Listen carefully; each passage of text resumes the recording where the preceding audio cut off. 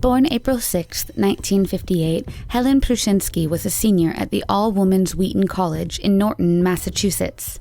The 21-year-old aspiring journalist had landed an internship with the Denver, Colorado-based radio station KHOW-AM and had just moved in with her aunt in the nearby municipality of Inglewood in January of 1980. All seemed well for Helen's first 2 weeks at KHOW, and by all accounts, she was performing her duties excellently. Riding the bus to and from her workplace, she valued punctuality and was never late to work or late getting back to her aunt's house. It was for this reason that Helen's aunt initially became concerned when, on January 16th, her niece still hadn't arrived back by 10:30 p.m. She quickly contacted the local police department, hoping they could find Helen.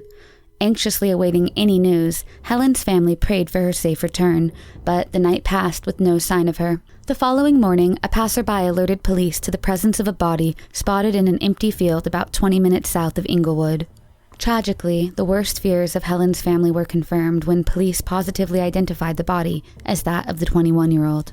An autopsy revealed that she had been savagely stabbed 9 times in the back, causing her lungs to collapse. Her hands were tied, and she was found undressed from the waist down, with additional physical evidence confirming that she had been raped by her assailant. Douglas County detectives searched for any possible leads as to the identity of Helen's vicious killer, but could find no reliable information or witness accounts. It was a daunting task for investigators, especially as they had to deal with not one, but 2 separate men who falsely confessed of their own volition to the murder of Helen and were eliminated as suspects after investigators found no evidence linking either to her murder. Without any other suspects or leads, the case went cold after a few years. Investigators never stopped looking, however, and revisited the case multiple times over the decades to come. Using evidence collected from the crime scene, Douglas County Police created a DNA profile for the killer in 1998, but they found no matches in either state nor federal criminal databases. In 2017, detectives revisited the case once again, this time employing the use of forensic, or genetic, genealogy to search public DNA databases for near matches with that of the DNA profile constructed from the evidence. Working with United Data Connect, a company specializing in forensic genealogy, investigators identified possible distant relatives to the suspect. After receiving permission from those possible relatives, detectives spent months searching through family trees to locate persons of interest who would have resided near the location of the crime. Using this method, investigators were able to identify 62-year-old Curtis Allen White, now known as James Curtis Clanton, as a possible match for the DNA profile.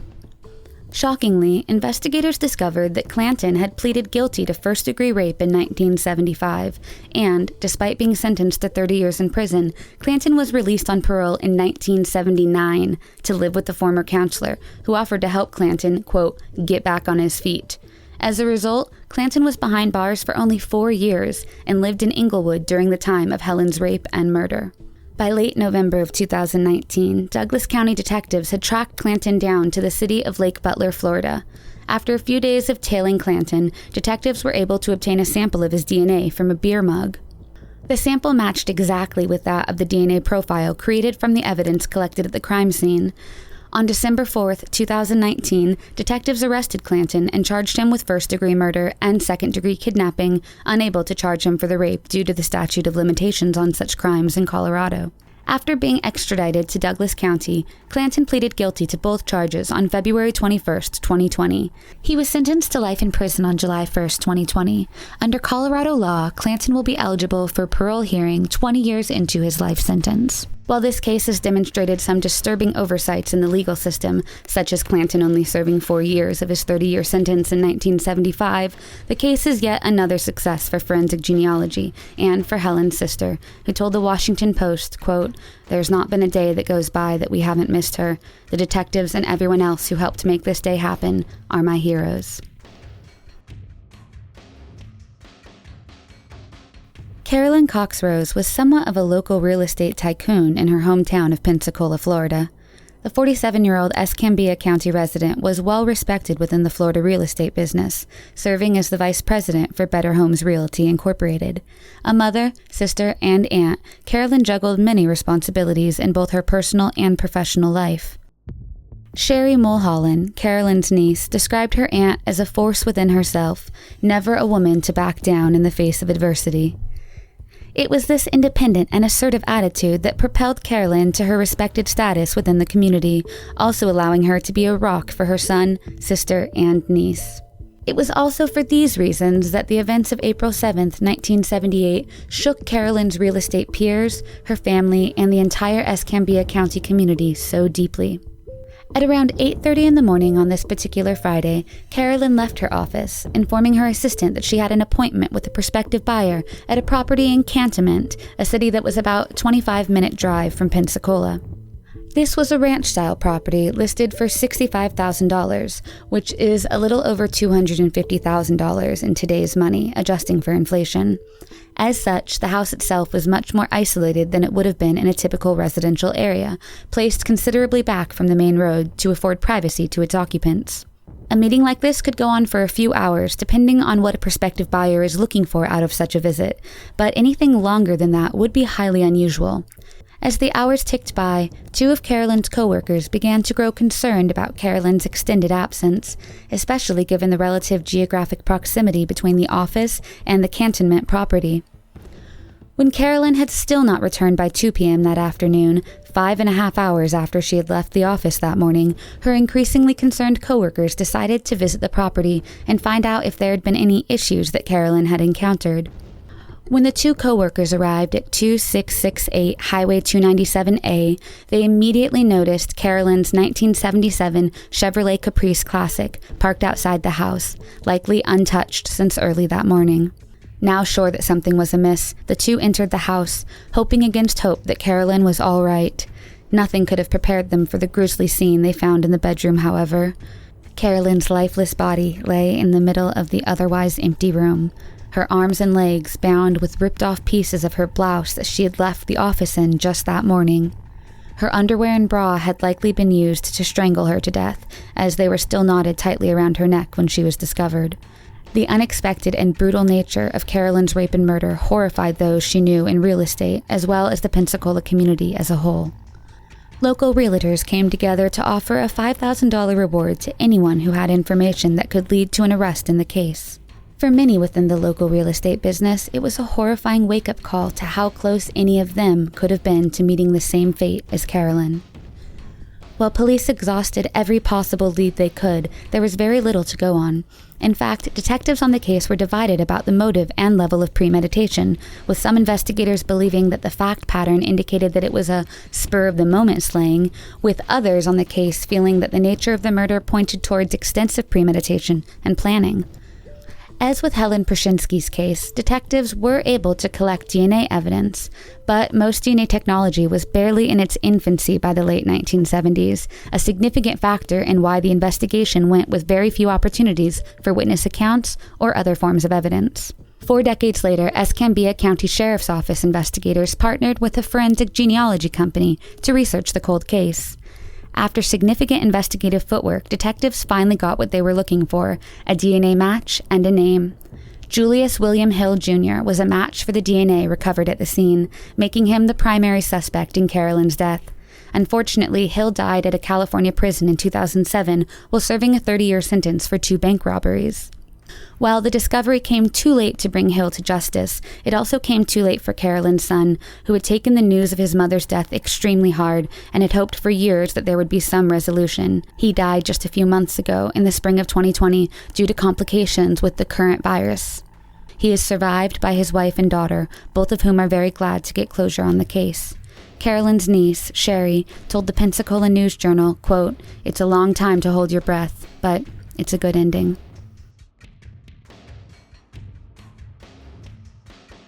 In the early morning hours of June 10, 1978, 2 people were found in the bed of a pickup truck in Phoenix, Arizona. One, an 18-year-old woman, had been severely beaten, sexually assaulted, and tied up. Despite her injuries, the woman thankfully survived the attack. The other victim was not so lucky. 23-year-old Fernando Calleros had been beaten to death and left with the unnamed woman in the truck. Unlike some of the previously discussed cases, this crime did produce a primary suspect within the investigation's first year. Glenn Edward Williams was 21 years old in 1978, and police eventually identified him as the likely culprit after matching fingerprints at the crime scene to Williams, who lived and worked nearby. Phoenix police arrested Williams in January of 1979 and charged him. Eventually, however, prosecutors were forced to drop the charges and let William walk free before the case could even make it to trial. There was not enough evidence outside of fingerprints that could prove, beyond a reasonable doubt, that Williams was the killer. Without further evidence or suspects, the case quickly hit a dead end, and detectives stored what limited physical evidence they had retrieved. While the case was never fully closed, there was not much that could be done without new leads or information.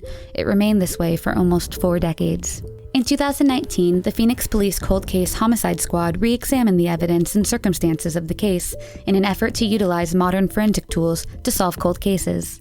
Now armed with much more advanced DNA technology, there was finally a breakthrough in the case. Through the testing of DNA found at the crime scene and preserved by investigators in 1978, detectives were able to positively identify the DNA of the presumed attacker as a match with Williams. Glenn Williams was finally arrested on April 9, 2020, and charged with first-degree murder and sexual assault. Now 62 years old, Williams continues to deny involvement in either the murder of Fernando Calleros or the assault on the unnamed woman.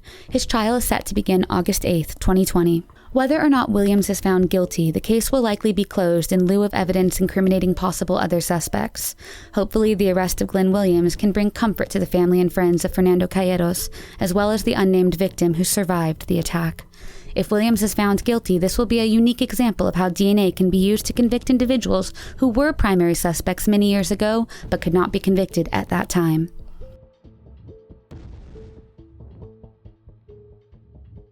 Savannah Hoskins disappeared 35 years ago in 1985. A 34-year-old mother of 5, Savannah lived in Ogden, Utah, and was employed as a sex worker. Along with her children, she lived with her husband, Joe Hoskins. As those around her recall it, the marriage was very negative, with Joe Hoskins being a violent person. Fights between the two often turned physical, and Savannah was looking for any opportunity to get her and her children safely away from Joe.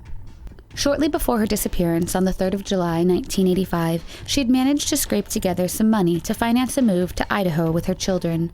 Sadly, she would never get the chance to take that major life step.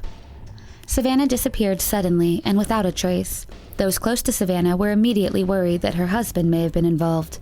Without a body or any other evidence confirming that Savannah was dead, police were unable to charge Joe Hoskins, despite being the primary suspect and having well-documented violent tendencies.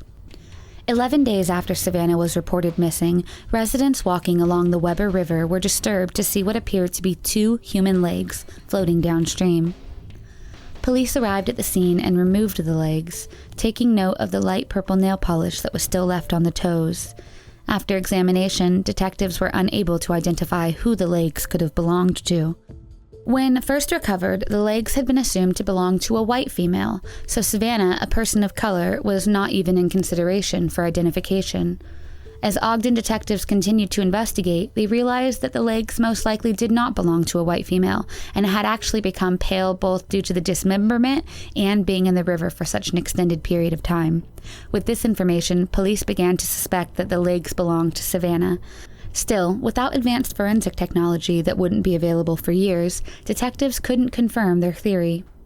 Savannah remained labeled as a missing person for more than 3 decades, and, despite their best efforts, police were unable to link Joe Hoskins to her presumed death. In 1989, Joe was arrested and sentenced for drug dealing. As a result, the 5 children were raised by their grandparents. Joe died soon thereafter, leaving investigators with no possible leads. In August of 2019, however, an Ogden detective reviewed the case and decided to attempt a DNA test with the only available remains of the leg, a moldy toenail. The tests finally confirmed what police had suspected for over 3 decades, that the legs did belong to Savannah. On March 2, 2020, Weber County Attorney Chris Allred announced, based on previously recorded incriminating statements, witness statements, and the DNA confirmation, that if Joe Hoskins were still alive, he would be charged with murder. Allred continued, saying, quote, "We are confident, based on all the evidence, that if Joe were alive today, we would be able to prove beyond a reasonable doubt that Joe Hoskins murdered his wife." Savannah's son, Joe Hoskins Jr., does not believe the police conclusion, skeptical that his father was truly behind the murder. This is an unfortunate side effect of getting closure for families of those involved, as it can sometimes reopen old wounds and bring back bad memories. For the rest of Savannah's children and grandchildren, however, this was a bittersweet moment that brought some amount of closure to the pain that they had experienced. Some of her grandchildren had been the biggest proponents of re-examining Savannah's case, so this conclusion will hopefully bring them some peace of mind.